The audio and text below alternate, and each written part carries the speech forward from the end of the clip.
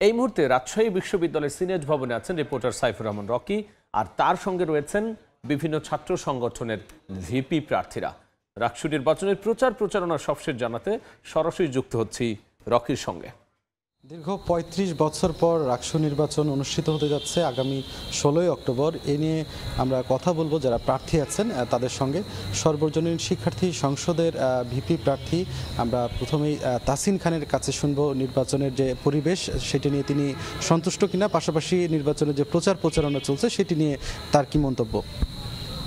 ধন্যবাদ সময় টেলিভিশনকে। আমাদের ১৬ তারিখে যে আসন্ন রাকসু নির্বাচন সেটা নিয়ে এখন ক্যাম্পাসে প্রার্থীদের পক্ষ থেকে একটা জমজমাট প্রচারণা চলছে, কিন্তু আসলে এটা খারাপ শোনা গেলেও আমরা দেখতে পাচ্ছি যে বাংলাদেশের ট্র্যাডিশনাল রাজনীতিতে একটা নির্বাচন হলে যে এরকম প্রচারণা হয়, একটা বাংলাদেশের একটা প্রান্তিক এলাকায় একটা মেম্বার ইলেকশন হলে ঠিক যেরকম প্রচারণা হয়, আমরা আমাদের ক্যাম্পাসের রাকসু ইলেকশনেও সেটার কিছুটা ভাব দেখতে পাচ্ছি।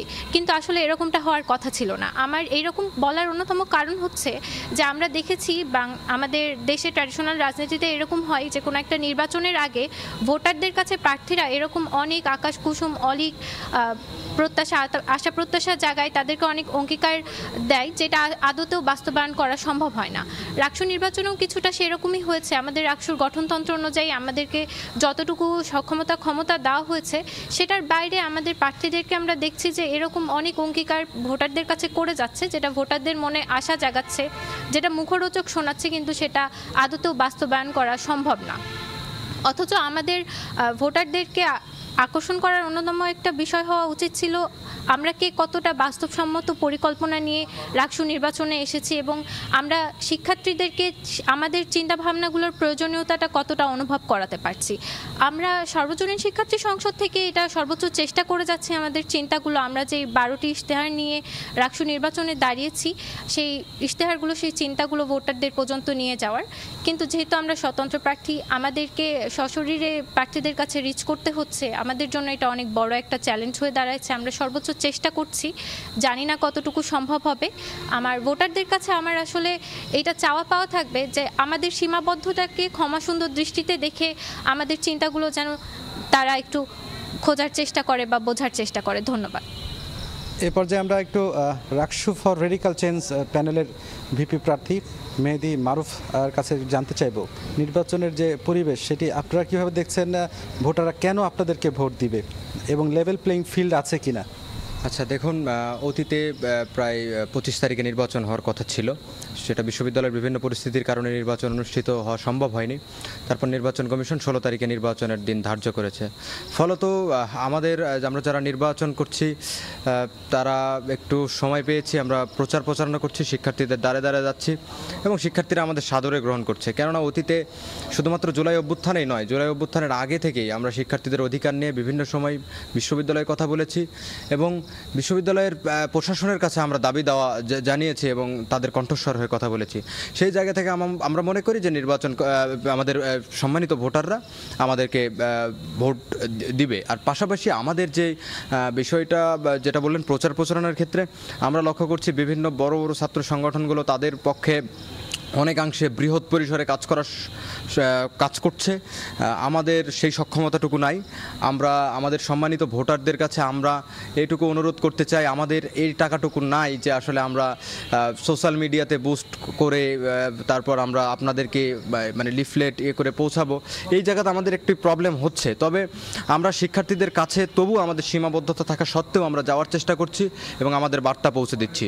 আমরা স্পষ্টভাবে রাকসু ফর রেডিক্যাল চেঞ্জ আমরা যে কাজগুলোর কথা বলেছি সেটা হচ্ছে আমরা আমূল পরিবর্তনের কথা যেহেতু বলছি, তো সেই জায়গায় আমরা বলেছি যে একাডেমিক এক্সিলেন্সের কথা। কেননা আমাদের বিশ্ববিদ্যালয়গুলোতে যে সমস্যাগুলো কুরে খায়, আমাদের যে একাডেমিয়া ইন্ডাস্ট্রিয়াল সম্পর্কের যথেষ্ট অভাব। আমাদের বিশ্ববিদ্যালয়ের একজন শিক্ষার্থী পাশ করে বেরিয়ে এসে চিন্তা করে আসলে তাকে আসলে কোথায় যেতে হবে, মানে সে চাকরি আদৌ পাবে কিনা। সেই জায়গা থেকে আমরা মনে করি এই জায়গাতে বিভিন্ন ইন্ডাস্ট্রির সাথে বিশ্ববিদ্যালয়ের সম্পর্ক বাড়ানোর প্রসেস আছে, সেটা দিয়ে আমরা বিশ্ববিদ্যালয়ের একাডেমিক এক্সিলেন্সি বৃদ্ধি করতে চাই এবং হিউম্যান রিসোর্স প্রোভাইড যেন বিশ্ববিদ্যালয় করতে পারে সেটা নিয়ে কাজ করতে চাই। পাশাপাশি আমাদের বিশ্ববিদ্যালয়ের সবচেয়ে বড় সমস্যা যেটা আবাসন সমস্যা, যেটা মাদার অফ অল প্রবলেমস আমরা বলি, সেই আবাসন সমস্যা বিশ্ববিদ্যালয়ের 7 দশকেও কিন্তু আমরা আবাসন সমস্যার কিছু সংকট এখানে হয় নাই, মানে সংকট দূর হয় নাই। কেননা নির্বাচিত হতে পারলে সেগুলো নিয়ে কাজ করবেন মূলত। আমরা এই পর্যায়ে একটু স্বতন্ত্র ভিপি প্রার্থী শাকিল মিয়ার কাছে একটু যেতে চাই।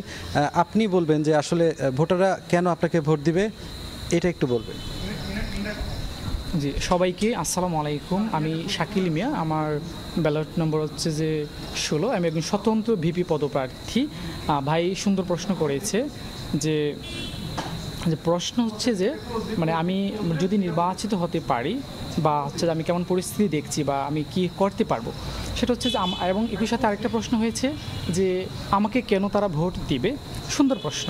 দেখেন এই নির্বাচনকে কেন্দ্র করে যে কোনো নির্বাচন, একজন প্রার্থী যখন সে ভোটারদের কাছে যায়, তাদের অধিকাংশ ম্যাক্সিমাম সবাই একটা প্রশ্ন থাকে যে আপনাকে আমি কেন ভোট দিব।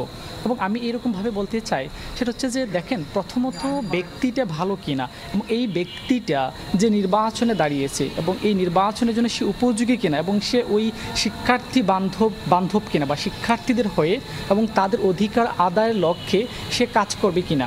যদি আমি ছাড়া অন্যান্য যে প্রার্থীরা আছে তারাও যদি তাদেরকে বলতে পারে যে আমরা শিক্ষার্থীদের হয়ে এবং শিক্ষার্থীদের অধিকার আদায়ের লক্ষ্যে আপনাদের সাথে তাল মিলিয়ে আমরা কাজ করব, সেক্ষেত্রে তাদেরকে ভোট দিতে পারে।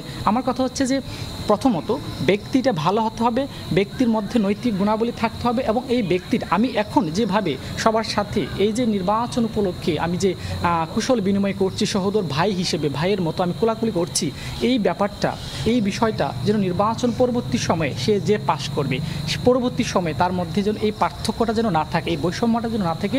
এখন যেভাবে আমি কাজ করছি, আমি সালাম দিচ্ছি, আমি জিজ্ঞেস করছি, এবং পরবর্তী সময়ে পাশ করেই বা ফেল করি, যে পর্যায়ে হোক না কেন, সে যেন এই সম্পর্কটা বজায় রাখে। এখন যে সম্পর্কটা রেখেছে, তাহলে আমার মনে হয় ভোটাররা সবচেয়ে বেশি আকৃষ্ট হবে। এবং একই সাথে আমি এখানে আরেকটা বিষয় তুলে ধরতে চাই, সেটা হচ্ছে যে আমি একজন শিক্ষক বলতে আমি অ্যাডমিশন পড়াই এবং অনলাইনে এবং জব এবং অ্যাডমিশন ইংরেজি পড়াই। তো আমার এই রাজশাহী শহরটা সবাই জানেন, আর এই বিশ্ববিদ্যালয়ের শিক্ষার্থী যারা আছেন, যারা দেখছেন, তার বিষয়টা অবগত আছেন যে এই শহরে কর্মসংস্থানে একটা ব্যাপার আছে। এই বিষয়টা নিয়ে সর্বপ্রথম সবচেয়ে আমি কথা বলি, আমি সেটা আওয়াজ তুলি, অন্য কেউ তুলেনি। আমার পরবর্তী সময়ে অনেকে সেটা কথা বলেছে, তারা বিভিন্নভাবে সেটা তারা নির্বাচিত হলে সেই জায়গাগুলোতে কাজ করতে চান। ওকে, আমরা তাহসিন আপনার কাছে খুব ছোট করে জানতে চাই যে আপনি রাকসুর ইতিহাসে প্রথম ভিপি নারী প্রার্থী। এখানে কিন্তু প্রায় ৯,০০০-এর বেশি এখানে নারী ভোটার রয়েছে। সেই জায়গা থেকে আপনি নিজে কতটা আশাবাদী, এটা একটু বলবেন। আসলে প্রথমে নারী ভিপি প্রার্থী, আমি এই রেকগনাইজেশনটা বাদ দিয়ে রাজশাহী বিশ্ববিদ্যালয়ের একজন শিক্ষার্থী হিসেবে ভিপি পদপ্রার্থী এই পরিচয়টাতে বেশি স্বাচ্ছন্দ্য বোধ করি। আর আমার আশা কিন্তু এরকম যে আমি যে ইশতেহারগুলো নিয়ে এসেছি, আমি যেই চিন্তাভাবনাগুলো নিয়ে এসেছি এই বিশ্ববিদ্যালয়ের জন্য, এটা প্রত্যেকটা শিক্ষার্থীর জন্য প্রয়োজন। আমরা এই বিশ্ববিদ্যালয়ে পড়তে আসছি আমাদের পাবলিক ট্যাক্সের টাকায়। আমরা আসলে কথা ছিল আমরা এখান থেকে দক্ষ নাগরিক হয়ে বের হব, আমরা তাদের ট্যাক্সের টাকায় যে পড়ছে আমরা আমাদের দেশকে কিছু ফিরিয়ে দিব। কিন্তু আদতেও এরকমটা হচ্ছে না। আমরা খুবই অদক্ষ জনশক্তি হিসেবে গ্র্যাজুয়েট হয়ে এই বিশ্ববিদ্যালয় থেকে বের হচ্ছি। আমরা আমাদের দেশকে তারা আমাদের কাছ থেকে যে এক্সপেকটেশনটা রাখে সেটা পূরণ করতে পারি না। আমাদের বিশ্ববিদ্যালয়ে এই যে আমরা এখন সিনেট ভবনের সামনে বসে আছি, সিনেট ভবন দিয়ে গেট দিয়ে ভিতরে ঢুকলে আমরা দেখতে পাবো একটা 50 বছর মেয়াদি অবকাঠামোর মাস্টার প্ল্যান আছে, কিন্তু আমাদের বিশ্ববিদ্যালয়ে একটা একাডেমিক মাস্টার প্ল্যান নাই। আমাদের ব্যর্থতাটা কোন জায়গায়? এই একাডেমিক মাস্টার প্ল্যানটা না থাকার কারণে আমরা এই যে চতুর্থ শিল্প বিপ্লবের মধ্যে দিয়ে যাচ্ছি, আমরা কিন্তু চাকরি পাচ্ছি না, আমরা বিশ্বমানের স্টুডেন্ট হয়ে উঠতে পারছি না।